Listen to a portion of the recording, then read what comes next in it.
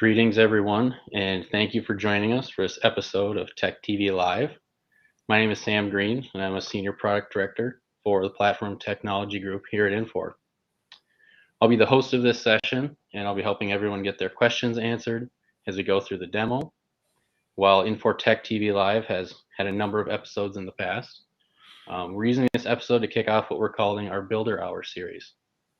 So in this and the upcoming episodes of the Builder Hour, we'll be doing live demonstrations showing you how to leverage Infor's platform technology capabilities. This week, I'm joined by Keith Knuth. Give us a little wave, Keith. There he is. So he's a longtime colleague of mine, and he'll be taking your questions and giving a demo of Infor's workflow capabilities. And he'll be showing you how to automate and streamline repetitive and sometimes mundane tasks so that your employees can spend their time focusing on high-value tasks. If you're not familiar with how lives work, the idea is for you to engage with us and make this as interactive as possible. The really interesting content is going to come from you, our live audience. So please help us out by using the chat function to ask questions and help direct the conversation so we can get those questions answered. Before we go any further, because this is a live session, we do need to post a disclaimer. Any number of topics may come up, including questions about future products, roadmaps, proposed dates, etc. So we just need to be clear that we're not making any promises in this episode. And with that out of the way, let's get to know our expert, Keith. Hey, thanks, Sam. This will be fun. This is our first, like you said, and hopefully a series. Hopefully there's good feedback from everybody out there in YouTube land. Please start posting comments out there if you have questions or ideas of future builder sessions, what you'd like to see us build in the future. We're all open to suggestions. We certainly have some ideas, but I would like to hear from you. And as Sam said, this will be interesting to build something live in front of everyone that everyone can use and take away. And you can open up your tenant in the Infor cloud and build right along with me if you want. But you can stop and ask questions, right, as we're going along. And Sam's going to act as kind of my moderator, and pull out questions, interrupt me. So I appreciate it, Sam. So with that, let's just get going, huh? Let me share my screen. I'm logged into the Infor cloud. Hopefully everybody can see that there. And because we do cool things on Infor Tech TV, I'm actually giving you a preview of a slightly updated user interface to the Infor cloud, to the cloud suite, than you've seen before. So if you see that, just menu items just moved around a little bit, colors changed just a little bit. It's because I'm using a brand new interface that's planned to roll out towards the end of the year and into 2023. But I figure, what the heck? Let's do something cool and kind of unveil it here on Tech TV this month. And also, maybe more practically, start helping people getting used to it, right? Because anytime we even move one button on the screen, oh my goodness, it interrupts everyone's workflows. So we're going to start kind of socializing this look and feel a little bit starting today. You do, but to be clear, you don't have access to it in your tenant. This is a preview to start getting you used to that new look that's coming in the future. So we're going to build an Ion workflow. Workflows are process automation. They're a way to automate a normally paper, manual, repetitive, mundane, costly, boring business process that should be automated to reduce those costs, to increase employee satisfaction of not having to do those repetitive things themselves. So today we'll do that, and we're going to use Ion Workflow as a tool to do that. Normally, up on the upper left-hand corner of your screen, you choose Ion Desk as the tool, okay? In this new interface, there's actually an Infor OS icon there instead, and then you choose Ion Desk as a second click. Like I said, very small change, but it's a good-looking UI that we're moving to, so I thought I'd start showing it off today. So let's click on Ion Desk. And once you come in here, you come to a landing page with some stats and some numbers about all the interfaces and messages and everything that's going on there. But we're going to click on the little side menu and go into workflows. Okay, so we'll click on the workflows menu. And let's say that you've been tasked by your boss to automate the purchase order approval process, right? Or an invoice approval process, or an inventory requisition process. It actually doesn't matter. What I'm going to show you today applies to all those different business processes. And you'll see that in a second, that the main kind of skills I'm going to show you, what we're going to build, can quickly be, you might want to save it as a template, right? And because it could quickly be modded and used for just about any process in the company. Okay, so we're in workflows. So I'm just going to drop that for a second. All these little cards are here are things that other people have made. And I'm going to click the add button and just start a brand new workflow. All right, so we're just going to start from scratch. Again, live session here. So just put in questions, anything you have as we go along, and we'll answer them. Don't feel bad interrupting. Now, Ion and Ion Desk and workflow and everything that I've just shown so far, you have it. So if you're an Infor customer, you have this. I don't care if you're in the cloud or on premise. If you have any version of the software within the last 5 years, you've got what I'm about to show you. So don't think I'm trying to sell you something or that you have to go purchase something from Infor in order to do what I'm about to show you. You have access to Ion Workflow. Okay, it's part of our cloud suite. That's what makes Infor OS so powerful, is that it's a platform that's just there. Okay. And Ion is part of Infor OS. Ion is kind of like the integration and automation engine of the Infor OS platform. All right. So I've said I wanted to create a new workflow, and I'm just going to give it a name. Let's say we'll call it just to put it towards the top of any alphabetical list, a Tech TV automation. All right. And we can give it a description if we want.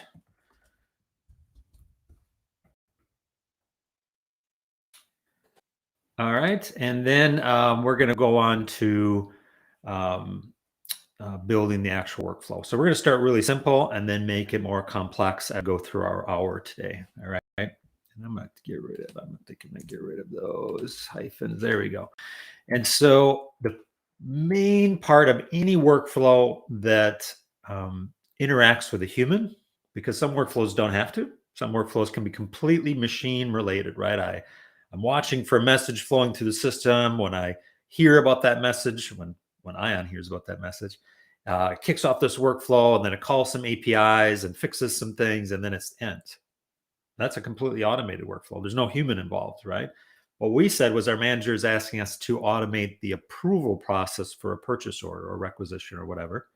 So that means probably going to a human and asking them to approve, right? So now a human is involved. And so the main step in workflow is to do something like that is going to be a task.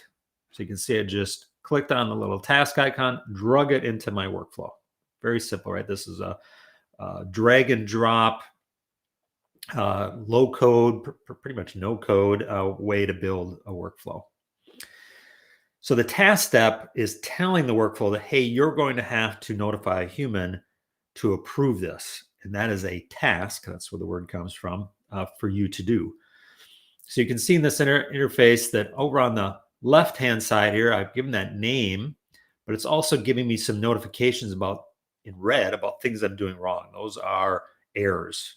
The orange ones, if they appear, are warnings, but the errors I definitely have to fix eventually. So it's telling me that, hey, if you're going to create a task, you've got to specify a message to send to the user, like, hey, go approve this purchase order. Okay. But as we go along, you'll see those little messages appear. This canvas area in the middle is where I build out my workflow. It's kind of a BPMN style interface that we drag here to build out our business process. And then whatever I've got selected on that canvas, let's say select the start button, or the start nodes, or the task, you can see the properties area down below here changes. So I'm on the task step. In that message, I'm going to say, please approve this. I'll just put a super simple one. We can do much more complex messages there. We can insert variables in to insert the PO number and things. Again, let's wait. We'll do complex stuff later. Keith, can you minimize that stuff on the left side? Just show we can have a little more canvas maybe? Is that better? Hopefully that's better. Yeah. All right. And I'll drag this up a little bit to make it bigger so you can see everything. And maybe I'll call this task one level one, because maybe maybe we're going to have multiple levels of approval, meaning it goes to a manager first, and then it goes to maybe a director, and then a VP, and then a CFO. Maybe there's multiple levels of approval that have to happen. So I'm just going to call this first one level one. Then on the second tab of this properties interface, there's a content, and this means what the user is going to see when they go to approve this part of the workflow. I'm going to leave this blank for now and just take the very basic content that appears, which is almost nothing. But we're start basic first. The next part I am going to do, even at the most basic step, is change the actions. And these are the actions that the approver has when they go to approve something. So like approve and reject, yes, no, I agree, I don't agree. Whatever the business process is, you can change it. You can see that by default, the only action is done, which really isn't an approval action, right? It's not giving them a choice. It's just saying they're done doing this task. Well, we don't want done. So back here, we can say use custom action buttons. Yeah, that's what we want. We want custom terms. But in the dropdown, you can see there's nothing. Why is that? Well, turns out we have to set a parameter. You can see in this little part right here. And how do we do that? We go back to the start button, or the start node. And here we set parameters. What are parameters? They're variables. They're just variables in the flow that we can store data in.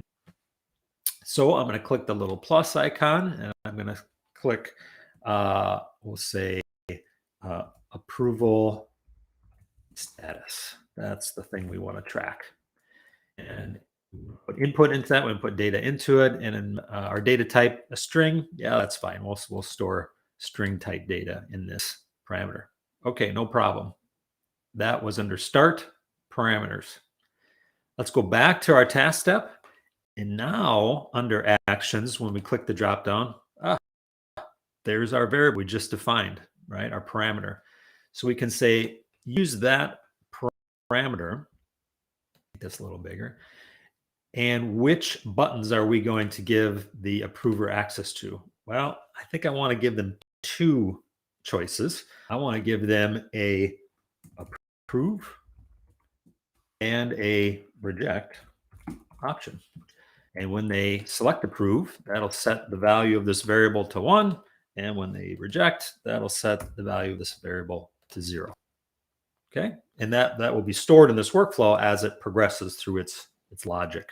Okay. So we've got that set. At this point, I can click the little save button up on top. I can check my status over here. Task must have a distribution. Ooh, so I have to do one more thing before I leave this. I have to distribute this task to people to work on it. So it's like distributing work to your employees. So on the next tab, the distribution tab, there are two options, simple or advanced. We're going to go simple again because we're starting out simple here and modify from there. We'll hit the plus button and it'll say, who do you want to distribute this to? Your choices are either to distribute it to a group, and this is a security group. If you heard of IFS, Infor Federated Security, those groups are defined in there. So a group of procurement clerks, a group of procurement managers, a group of executives, a group of however you define your security groups, you could select that. That's the most common actually option here, is to distribute to a group. You usually don't distribute to a specific individual, because what if that person leaves? What if that person gets promoted? What if that person is no longer appropriate in some way to approve this purchase order? Well, then you got to go back through all your workflows and remove Keith from all the workflows because he changed jobs. So instead of that, it's usually wise to distribute to groups. For our very simple purposes here and our builder hour, I'm just going to choose user for our first test here that we do. And I'm going to. So Keith, if I have a bunch of roles defined in, say, landmark security, are those roles available here as well? So we can do synchronization of roles between, you're talking about one particular Right. application that Infor sells, this landmark application. We can synchronize roles between applications. So even if you define roles in different places, IFS is that federated security that federates the users and the roles between all of our, Infor's applications. We can also synchronize roles and users from identity management systems. So that's probably a whole nother builder hour actually to go through setting up integration with identity providers and how that works with security and whatnot. But yes, we can synchronize that type of data and make sure that you're not duplicating entry. Gotcha. So if I'm making changes in my IDP, then those can be reflected here because the groups we're specifying a specific group instead of New users, attributes, all that is synchronized in. That's right. That's right. Yeah. Try to reduce the maintenance for the IT staff. So we've got another question that popped up in the chat. Thank you for submitting the first one. They're asking, is this available with Infor loss intent? Oh, okay. In the cloud. So Infor loss intent is compatible with Infor OS. The cloud suite, if you have a cloud suite, is always has Infor OS. And because you're in the cloud, if you're in our multi-tenant cloud, you're always on the latest version.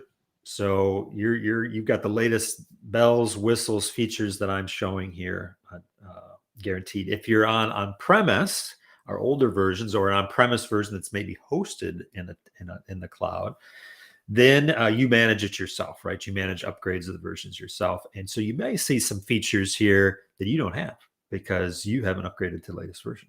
But whatever situation you're in, yes, you have access to Infor OS, Ion, and then thus this component called workflow. All right. Thanks, Keith.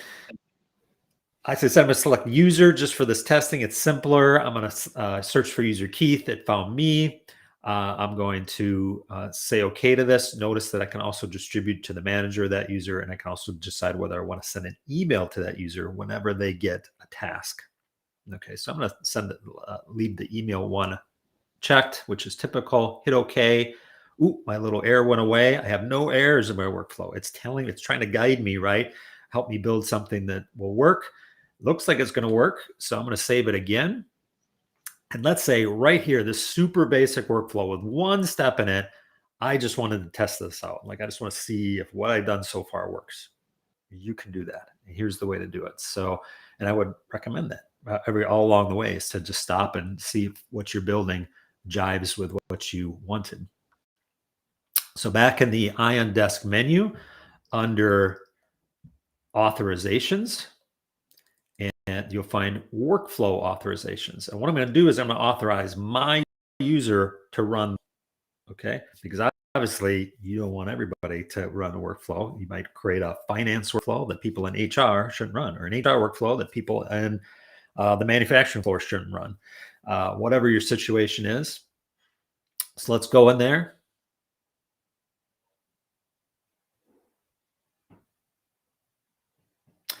And we're going to see all these authorizations that have already been done. Some people are authorized to start, some manage, some watch.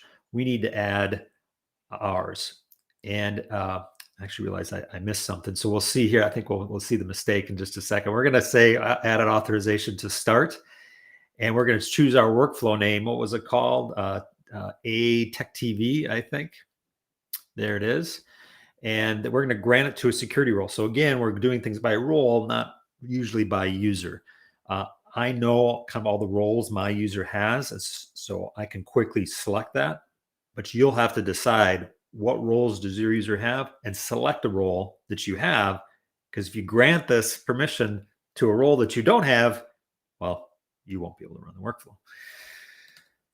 So I'm going to choose this one right here, Mingle Ion Enable. This is actually a role that you must have in order to approve and use and manage workflows in the UI. So I know I haven't, but you can choose any role you want and save.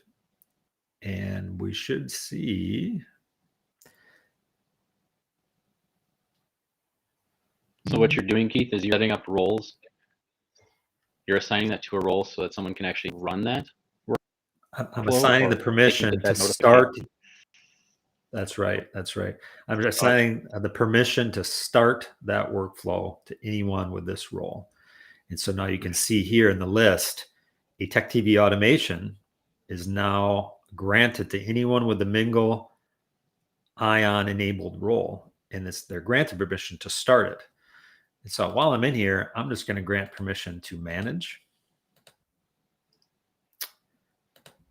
to that same one. It's good so I can show you what that does as well. Hopefully we have time. Okay, so just to note, Keith, you said everyone with that Mingle Ion enabled, or everyone who uses Mingle has that role.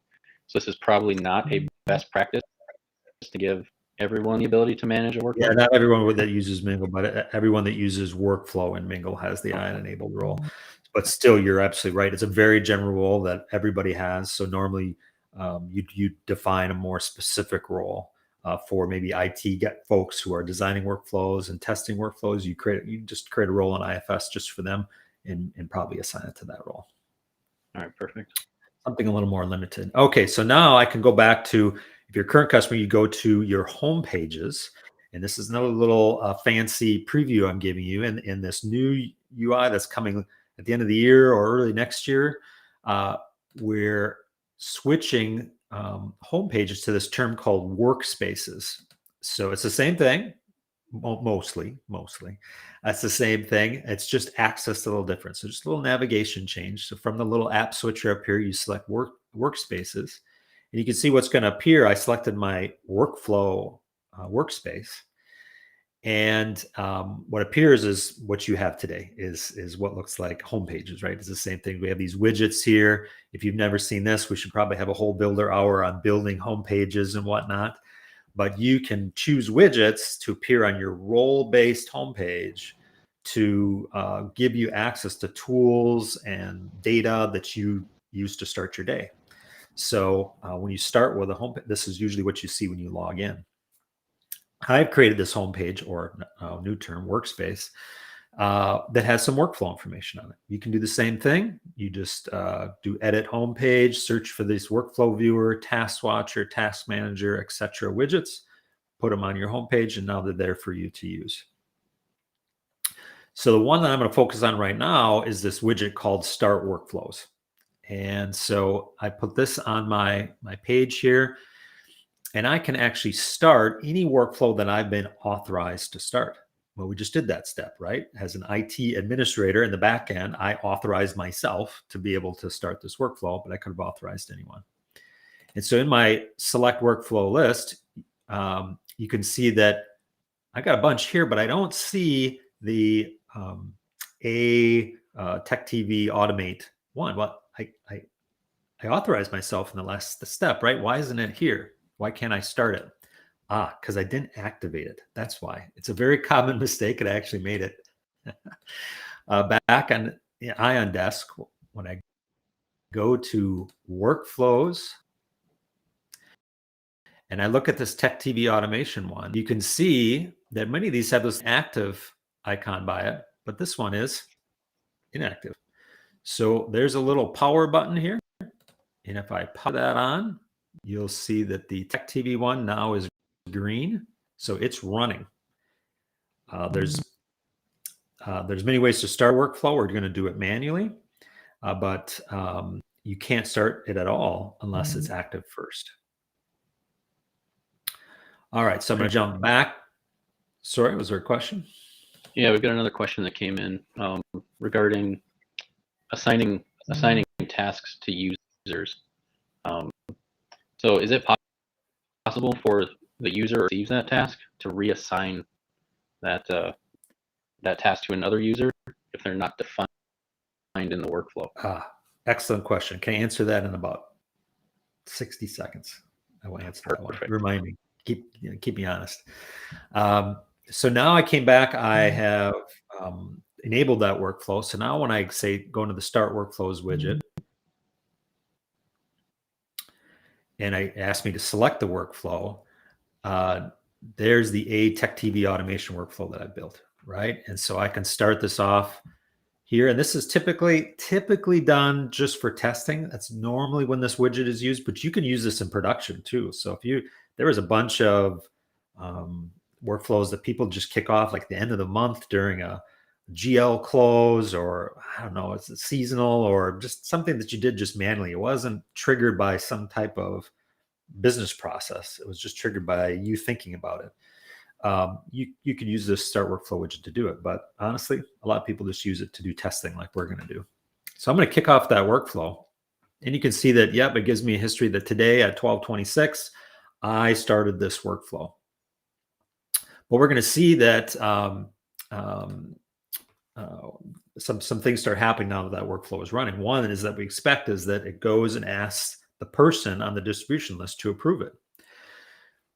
As an aside, all of these workflows have this little kind of, what do you call that, hierarchy icon there. And when you click on it in the workflow viewer widget, you can see the status of that workflow that you've selected. So at any time, if you want to see where is this workflow, who's got to approve it, there's 5 approvers in this workflow, who's it stuck with, you can always see that with the workflow approver widget. If you click on the little I button, it tells you that the blue color indicates it's in progress and waiting on Keith.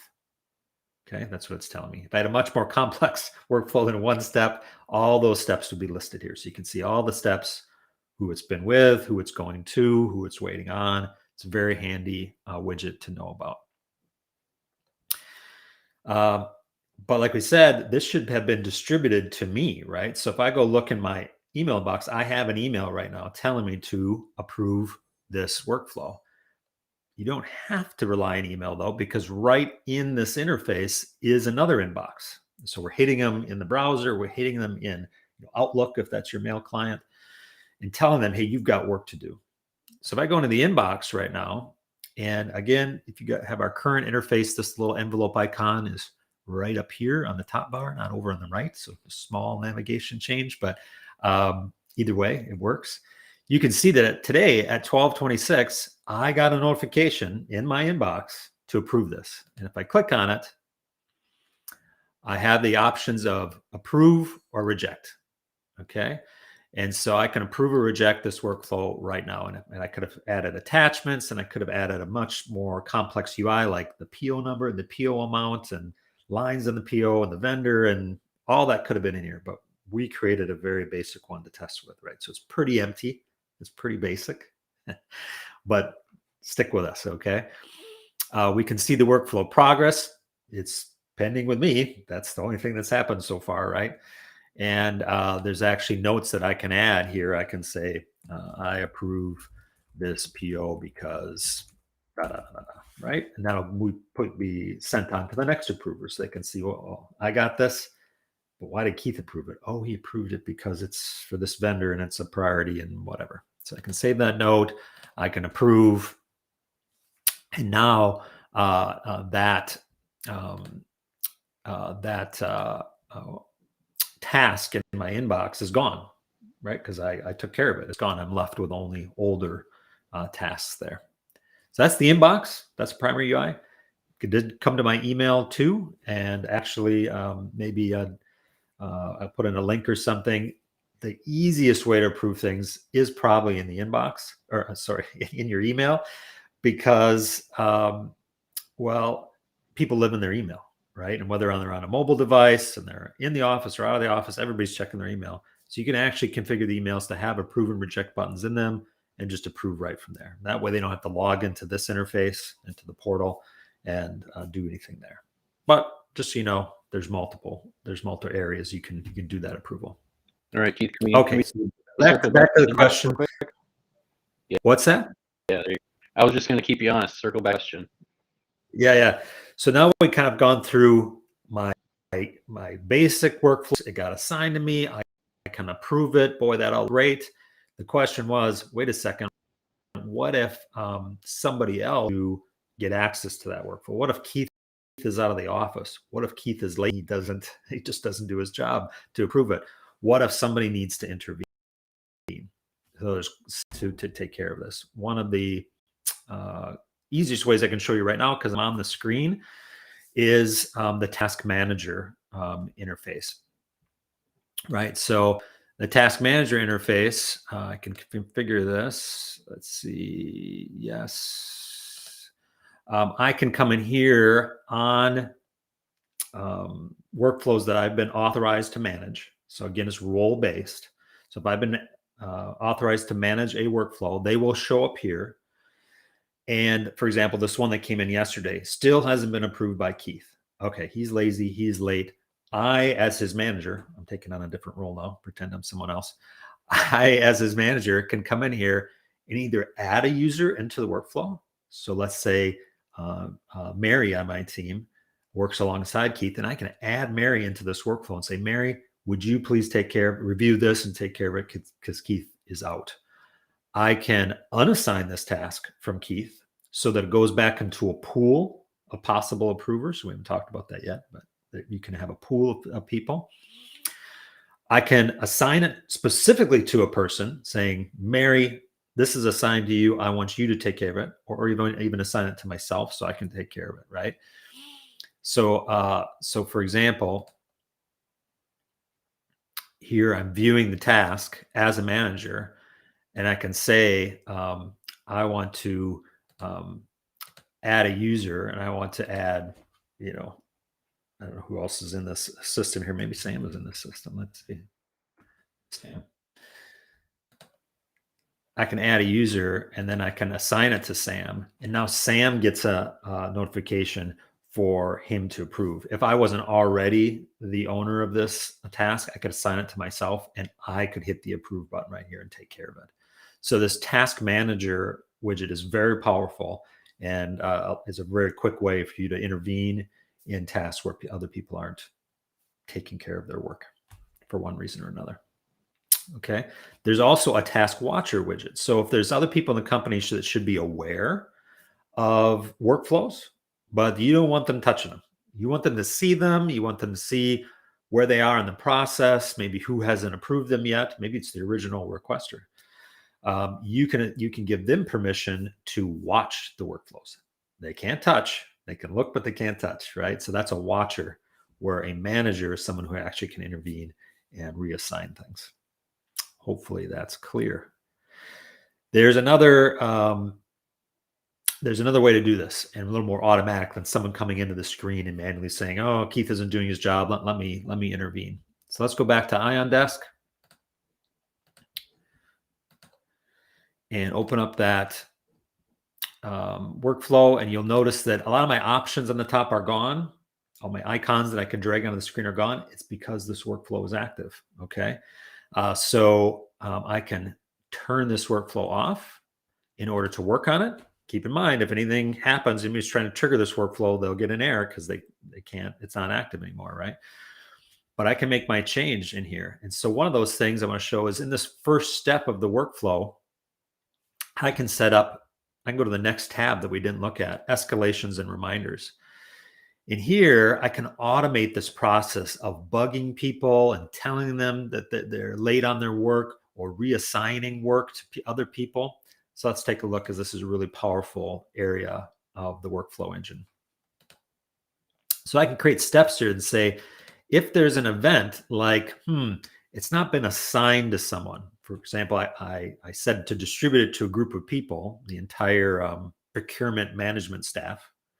But nobody on that staff chose to work on it. Nobody assigned it to themselves and said, I'll take that workflow task. Let me finish it. That means it hasn't been assigned. So I could say, if it hasn't been assigned from the time it was created, right, in 5 days since it was created, I want to do something. I want to escalate it and send an email. I want to escalate it to one management level up from wherever these people are at. I could also say, 2 management levels, that sort of thing. I can also say, well, how about if it's not assigned, but I want to make sure it's finished, right? So it's not finished. And you can see now that there's a creation date or due date options here. Well, we'll say from the creation date first. We'll say if it's not finished in 10 days from the time it's created, then I want to do something else. I may want to escalate it again, but I might want to just start distributing it to other people, right? So let's go back and actually I'll set on the start button, the task button here. On the task, when we set up the mess, there was also a due date. So I can say, let's set up a specific due date, and let's say that it's due 30 days from the creation date. That's our due date. Okay, we'll save that. And when we come back to the escalations and reminders, now we can say not finished in time before due date, or not finished on the due date, right? And now we can say, well, let's only send them an email reminder saying you're late, or let's reassign. Okay, so now we're really late, right? This thing is due, and Keith didn't do his job, so now we're going to assign it to Mary. And here again, we can select from a list, or we can use a parameter value. So, for example, if the system that triggered this email included the person who requested the purchase order, requested the requisition, or whatever it was, we have their name, and so we could store that in a parameter and use it here and say, let's escalate it back to the person who requested it, or let's escalate it to that person's manager, or whatever, right? So let's say select from a list. And again, here we'll search and we'll say escalate it to Sam if Keith hasn't done his work. So this is a way to manage that assignment and intervention of workflow tasks automatically. Let the system do it. Don't make people have to come into the system and search for stuff and reassign things. That's busy work. Let's try to automate the automation, so to speak. Okay. Keith, we've got a couple more questions here regarding time to completion and delays, things like that. Do we collect any information about workflow execution and analyze how long it takes people to or time it took in total? We collect a lot of information, actually. So let me save where I'm at and go over. And so in the same Ion Desk menu, there are other reports here that you can run: active workflows, activities, workflow schedules. So let's say under activities, I can start searching for a date range. And let's say today's the 24th, right? So I should be able to see, there's 2 pages. There's quite a bit of workflow activity running here. Let's see if I can find, you can start seeing that a notification was sent, a task was sent. You can generate a report from this and output from the system and start tracking all the data and statistics about which workflows were run, which were the most popular workflows, which ones took too long. If they took too long, who was the one in those workflows that seemed to be the bottleneck in those workflows, and start doing the analysis of what you should change. Okay. Now, in the future, I'll hint towards other things, and this is where maybe our disclaimer slide comes in. But in the future, we have some plans for more process intelligence to come in here, and so that'll be watching. Our goal is to have another engine watching the workflow engine and analyzing that, comparing it to standard processes that you've defined, and analyzing where those inefficiencies are in the process, and automatically notifying you, making it easier to find those bottlenecks or inefficiencies. And maybe even with artificial intelligence, something like Coleman, being able to recommend what to do about it. Wouldn't that be cool? So stay tuned. Stay tuned for that. Very good. So the task that you showed earlier, we know you're working in the new version of our portal and workspaces. How would a current user access that task manager? In your home pages, you build home pages just like workspaces I showed today. So in home pages, you log in, you build a work page, you select a widget from the widget library, you select the task manager widget, and you add it to your home page. That's just getting the widget there. But then, like we showed, you also have to authorize or be authorized by your admins to manage that workflow. As soon as you're authorized to manage that workflow, it will show up in the task manager. All right, perfect. So we've got one more question here. You mentioned approving and rejecting workflows through email. So I'm actually going to have like approve and reject buttons within that email notification, or do I just have to go back into Mingle from that email? No, you can have approve and reject buttons right in, or links, I guess, whatever, buttons, links, Right. words in that email. And they can be different colors and however big, top of the email, bottom. You can design that email however you want. And then when you get that email, you'll click, yes, I reject. And you can click that button. It will then open up a browser window and ask to authenticate you, because we don't want you forwarding that email around and maybe trying to circumvent the approval process, right? Having your secretary approve it for you. We want to make sure it's you, right? So we ask you to authenticate and then click, it's approved or rejected. If Sam, if you, or our producer Khalid could maybe grab the email template video off our YouTube channel for Ion Workflow and paste the link in the chat, that will show you exactly how to do that. All right. Thank you. All right. Okay, so we got about 20 minutes left. I'm going to try to continue on and make this a little more a realistic scenario in a workflow for you. So we've done one step in the workflow. We've tested to make sure we can launch that workflow. We've authorized ourselves to manage it. We've learned a lot, but it gets better. So if you want to do more levels of workflow approval, you're just repeating what we did mostly, right? You're taking another task step and dropping it in. And we can call this task level 2. And I would assign this to another group. Like I said, maybe this is the director level.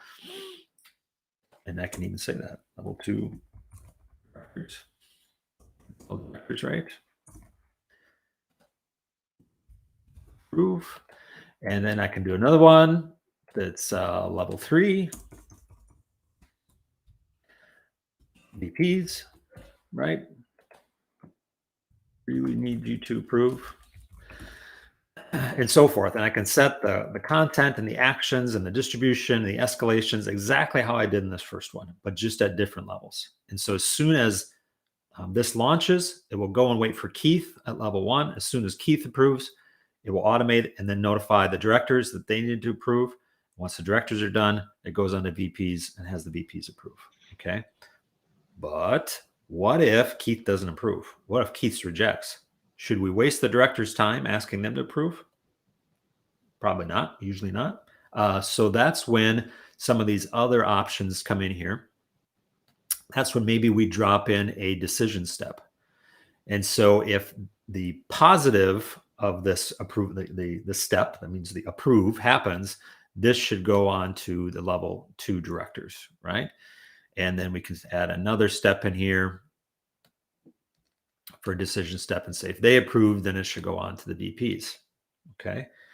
So now we have affirmation that on the affirmative, right, that this is going to go on to the next level. But what about the negative? What if they reject? We should probably tell the original person who requested this that they were denied, maybe why, something like that. So that's when maybe we drop in a notification step. Notifications are emails. Okay. So I might put a notification step in here to say level 1 rejected is what we'll call this step. And we'll say, sorry, your PO has been denied. Right. And we'll do the distribution here back to the person who requested this. How do we know who that is? It's coming in through a parameter from the system that called it. Okay, so that other system calls in and says, kick off this workflow. I'm Bob, who kicked off this workflow. We now have Bob's name, and we can send this message back to Bob. And I'll talk a little bit more about the structure of that message and how to kick off the workflow in just a second. But just know that's how we route it back to Bob. And then I can actually copy this and paste it here. And we'll do another message if the directors didn't approve, and say, I'm sorry, your PO was denied because a director Sally didn't approve it, and send that back to Bob. You could also just put one notification all the way at the end. If you didn't want to have different messages depending on who rejected it, you could just have one at the end. And that way, no matter who rejected it, you got one email back to Bob that his PO was rejected. But you can decide. There's lots of flexibility here. We'll say we're going to do different ones here. Okay. So that's now we're starting to do some branching, right? And so on the output of level 1, we have some completion properties, and we can say that the status, the approval status, goes here, and then on the branch, we set the condition here to say, we'll say approved. And we'll check the approval status to see if it's equal to 1, right? Because we said that if Keith approves, we're going to set this parameter to 1. And in that way, that condition, the approved condition, is used in this evaluation to decide if it should go on this branch, or if it doesn't meet approval status of 1, it will go on this branch. Okay, so that's how branching works. We just set a condition and it follows whatever the output of this step was. All right. Keith, we've got another question that came in. So right now we're interacting with people within our organization. Is there a way to reach out to, say, a third party, another application, or a user outside? Yeah. So you can define outside users here. So if I want to set a notification to notify somebody about this, say one of my suppliers was the one that kicked off one of these workflows from some action they took, and I wanted to email back to them when this approval process finished and was approved, or finished and it was rejected, I could drop a notification step here, and you can see the distribution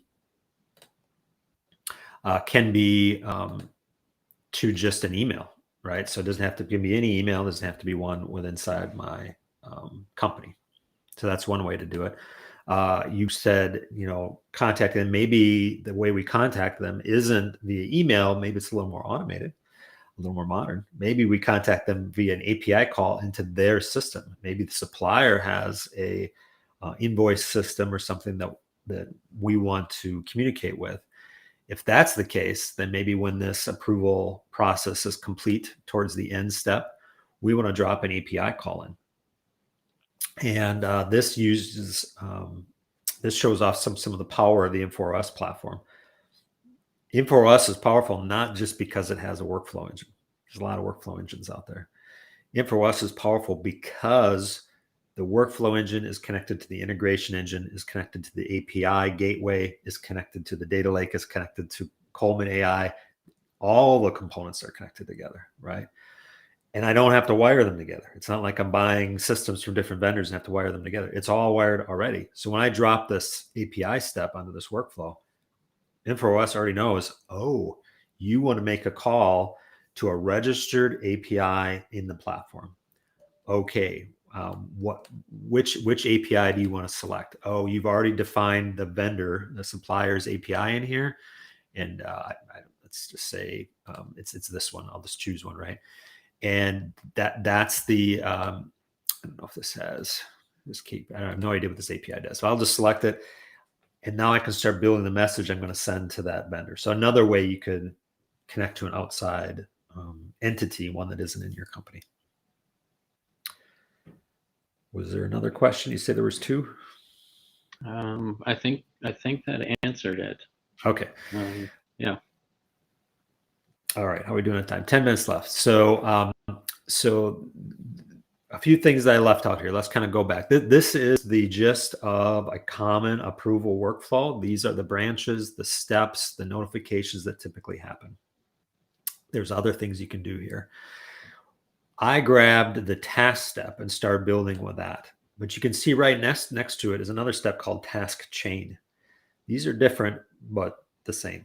So let's talk about that difference. Task means, just like I did, when a person or a group approves it, it goes on to the next step in the workflow. If a person or group rejects it, it still goes on to the next step in the workflow. And you have to configure the workflow to decide what to do in that next step. Okay, that's what we did. But a task chain is a little different. If I were to drop a task chain on here, now it's saying it's going to ask for a list of people to approve. And if any one of it's going to send out the notification to all of them. So it's 10 people. Send out the notification to all of them. And if any one of those 10 people reject, and I don't care when they do it, it could be Keith approves, Bob approves, Sally approves, but then Sam rejects, boom, the chain's broken and this stops, right? There's no chance for this to be approved anymore because one person in the chain, that's why it's called a task chain, rejected.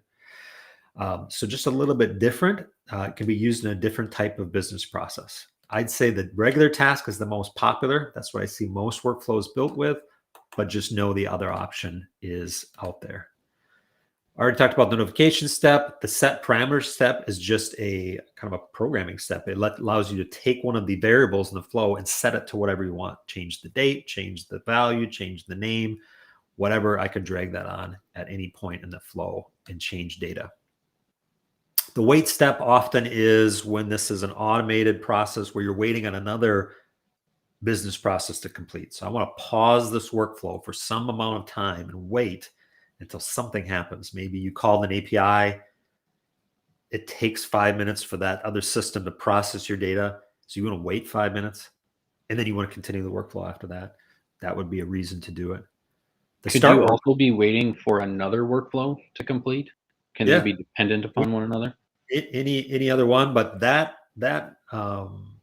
function, if it's another Ion workflow, is usually this step. Is usually the start workflow step, and you can drag that in, kick off that other workflow, and you can tell it to wait until that other workflow is complete before you continue on with this workflow. So that's automated. That waiting in this step here. Okay. Scripting, very powerful. You can actually say, enough with this drag and drop, no code stuff, Keith. I just want to write some code. And you can drop in a Python script to take data from this workflow, manipulate values, do whatever you want, and then return data back to the workflow.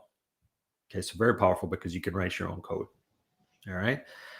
And there again, I have a question on scripting. Sure.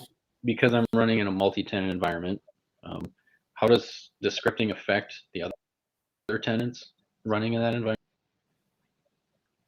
It does not. So no matter what you're running, whether it's scripting, running 100 scripts, you're running 100 workflows, you're running 100 integration flows, you're running Coleman, you're running whatever, way our cloud is architected is that all your data and your processing and your power is all contained inside your tenant. Okay. And if the cloud infrastructure that we're running needs to auto scale, right? Expand to meet the demands of what you're running at any given second in time, it will. Or if it needs to shrink because you're not running, it's 2 a.m, you're not doing anything, it will. And if other tenants, our other customers are also using resources and not using resources, it will expand and contract for them as well. But you should not, will not affect each other. All right, very good. I got a couple more questions here. I know we're getting towards the end. Power of the cloud, or a real multi-tenant cloud, at least, right there. Exactly. So we touched on the Ion API node. Is that how I send my approval back into my Cloud Suite application? So that's going to lead me in, and we're about 8 minutes left, so that's probably a good time, just to a couple other resources. One of those resources I'll say is docs.infor.com. I will not cover everything with workflow in the hour we have. We built something, but there's so much more to learn. The user guides are actually really great. They're online. I think our producer or you, or my mod, Sam, can post this link to docs.infor.com. But this is the page for all InfoOS documentation.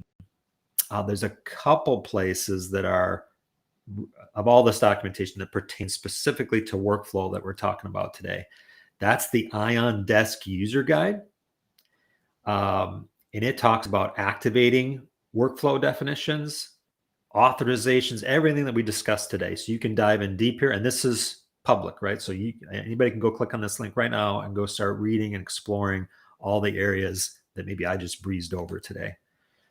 The other one is the Ion Development Guide. So this gets a little bit more technical, but it's the same context where we're talking about starting a workflow. So in this particular chapter, it's funny how I knew you were going to ask this question. I have this page open right away. It is starting a workflow through a process workflow bod. If you're new to the Infor world, bods, they're just XML messages. They're just standardized XML messages that we send back and forth between our applications and outside applications. And so this particular, can I make this a little bigger? There we go. This particular diagram is really nice because an Infor application will be set up to send workflow messages at certain points in time. You may have to configure it to say, turn it on. Like, yes, I want workflow messages when a PO is created, invoice is created, work order is created, whatever it is. And you have to push the button, turn it on. But once you turn it on, it will send a process workflow. That's number one, the first step, BOD, out to the workflow engine that we were just using. And the workflow engine will be listening and saying, oh, Cloud Suite distribution, Cloud Suite financials, Cloud Suite healthcare, whatever it is, sent a workflow message to me. What is it? Oh, it's a workflow message to approve an invoice. That means I need to kick off this workflow. And when it does kick off, when it does read that message, number two, it will send another message back to the application called an acknowledge workflow, which, as you can guess, means I acknowledge that I got your message. And then when that workflow is completed, either with an approve or reject final status, it will send another message back, another acknowledge workflow saying, I acknowledge your workflow. And by the way, it was rejected. Okay. So that's kind of the flow of messages. But you could also, or instead, put an IAN API step in your flow and call an API in your application and tell it, hey, change the status of this PO to approved because Keith, Sam, and Mary all approved it. You could do that. It's a little non-standard, maybe not best practice, because API calls can fail, right? A system could be down, could be misinterpreted, some kind of error could happen. And that message would be lost. The workflow would complete and the message would be lost. And you have to rerun that workflow manually. That's not best practice. That's annoying, right? So if you leave it to this process where it's all with these XML messages going back and forth, ION will guarantee the delivery of the message to the system. So even if the system is down or there's some error or the whole internet is broken, I don't know what mayhem has happened, it will wait and say, oh, I can't send the message. I'll wait. And when it comes back up, I'll send the message to ensure of message delivery. So that one part of it really makes sense to use as best practice to use XML messages and not API calls to confirm the workflow. If you're going to an outside system, if you want to tell Salesforce this workflow was completed, you probably can't send it an XML message, right? It won't know what that is. You probably have to use a Salesforce API. And so then that would be a good reason to API call at the end of your workflow. Hopefully that answered it. And while I'm out here looking at other resources, there's docs.infor.com I showed you is a great one. Schema.infor.com is a great place to go. You see it's a very beautiful UI here because it's just a file folder full of XML schemas. It shows you what all of these messages from customer party master to project contract, we'll go all the way down. Let's see, let's do an acknowledge workflow. Where is it? Right there. So acknowledge workflow. So you can come in here and explore that schema for the XML message and know exactly what that is going to look like when it's sent. That's very helpful for some people who want to know what those XML messages look like. If you want to go much deeper in this type of training than we had in an hour, campus.infor.com. They have recorded workflow sessions to just watch videos on it. They have full in-person classes where an instructor will help you build it. So that's a good resource as well. And then I think I'm sure my helpers here will put some links to our YouTube channel. There are YouTube videos out there as well. So a lot of different resources to plug into. All right, I think we're towards the end. Any last questions I didn't answer, Sam? I am not seeing any. I think we are good to go.